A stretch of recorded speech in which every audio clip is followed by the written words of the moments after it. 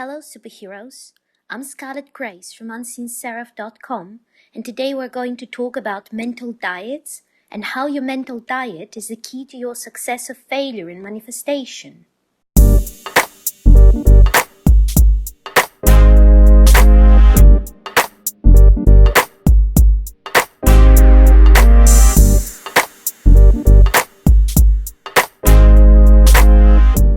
Before we begin, I want to announce real quick that I'm doing a giveaway of my program called the Forgiveness Roadmap. This is a program that I offer on my website to help you release negative attachments to the past, resentment and negative emotions so that you can finally free yourself from the past and start creating the reality you want.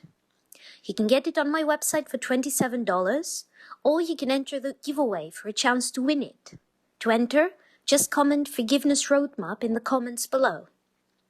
Alright, let's talk about mental diets. Weird phrase, huh? First of all, you may be wondering what a mental diet is. Well, a regular diet is the things you eat every day. And as we all know, the things you eat affect the way your body works, affect your energy levels, your mood, the quality of your sleep, and your health in general, right? A mental diet is the thoughts you think every day on different topics. It's the mental conversations that you hold in your head.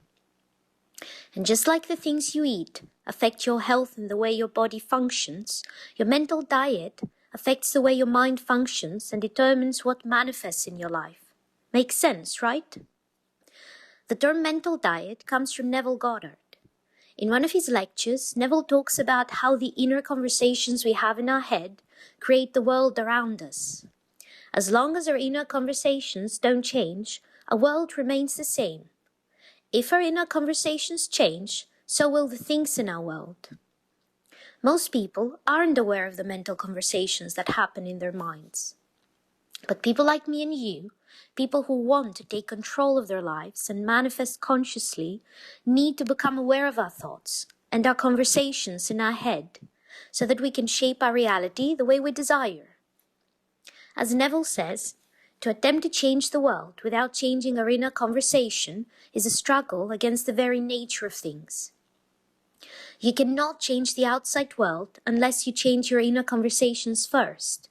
If you don't, then you'll keep experiencing the same negative circumstances over and over that match your inner conversations, and you'll keep thinking that they're caused by external factors when in reality they're caused by your own mind.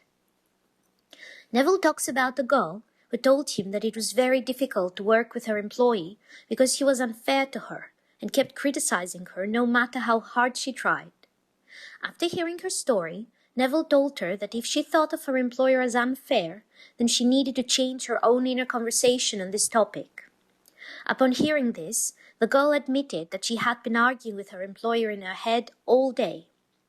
When she realized what she had been doing, she decided to change her inner conversation with him.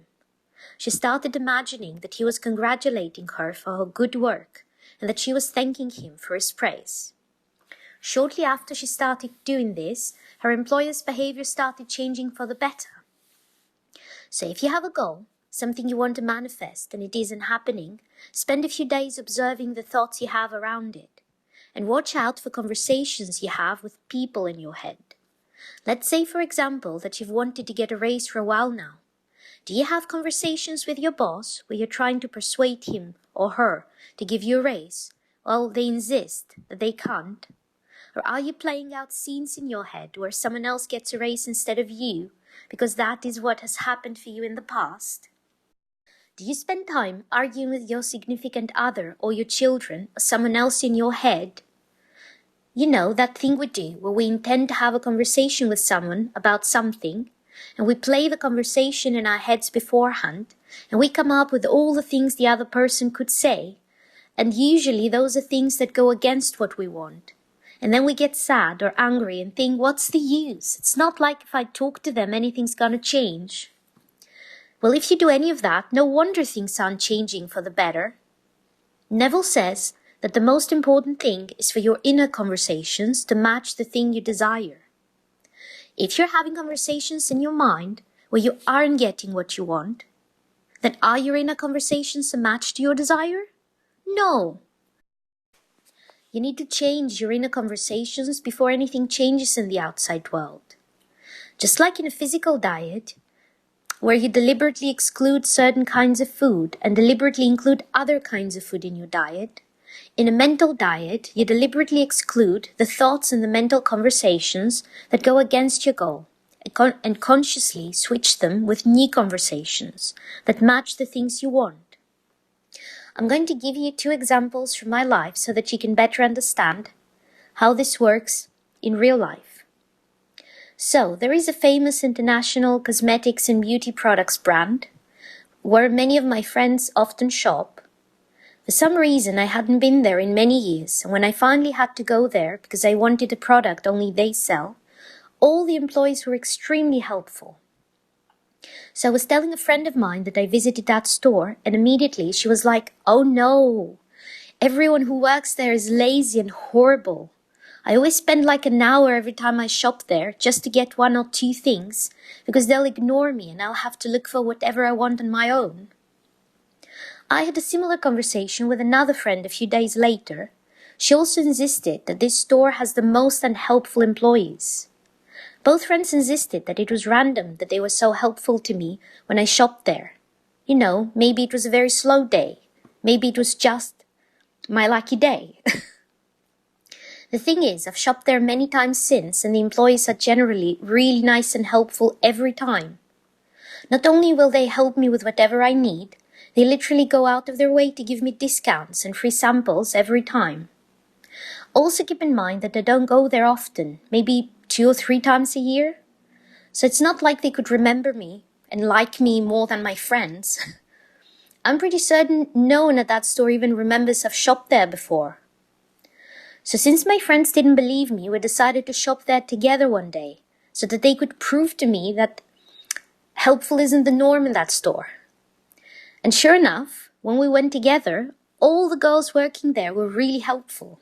And I got a bigger discount than the one normally offered for the things I wanted, and they gave me tons of samples.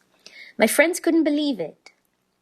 Now, do you think that there's any specific reason that they get treated badly while I'm treated so nicely there? By the same people, by the exact same employees. Other than the fact that I always expect employees to be friendly while my friends don't. I tried to tell them that all they need to do is change the mental conversation they have before going to the store. But they still think that the solution is for them to always shop there with me, so we'll get excellent service. Another friend of mine a few years ago wanted a raise, and she was convinced that she'd never get it because she had overheard her boss saying that they were already paying her more than she was worth. She was fuming about this whole thing for months, replaying that conversation over and over in her head and feeling insulted because she worked harder than anyone else, and how dare they say she wasn't worth what they were paying her. She eventually asked for a raise, and they basically told her no, and be thankful we aren't laying you off because money is tight right now. I persuaded her to change her mental conversation before asking for a raise again. She agreed to try it, and a couple of weeks later, she decided she was going to ask for a raise again, and if they refused again, then she was going to quit. So she went to work, and believe it or not, they actually told her that they decided to give her a raise, before she even had a chance to ask for one again. Her boss told her that he had been thinking about it, and they realized that they had been unfair to her, that she had been working harder than everyone else there, and that the only reason he thought she didn't deserve a raise originally was that she was younger than anyone else working there. But he eventually realized that younger in this case didn't mean less effective, and that she truly deserved a raise. Now honestly, the only thing that changed was that my friend stopped arguing with her boss in her head, like she had been doing for months, and insisted on having a positive conversation with him, where he praised her and apologized for being unfair to her and told her she deserved a raise and that she was going to get it. This was the only change she made, and it only took 2 weeks to shift the situation to her favor. So what does your mental diet consist of right now? If you want to see results fast, Then spend a few days noticing your mental diet around your specific goal, and then make a new diet plan and stick to it for a while. It may take a couple of weeks, like it took for my friend. It may take less than that, or it may take a month or more. But if you choose to follow a new mental diet and you truly stick to it, then you will see changes in your life. Next week's video is going to be all about how to manifest a specific person. This can be a new person or an ex you want back. So if you want to know how to manifest a specific person, then hit the subscribe button and the bell icon so you'll be notified when that video goes live.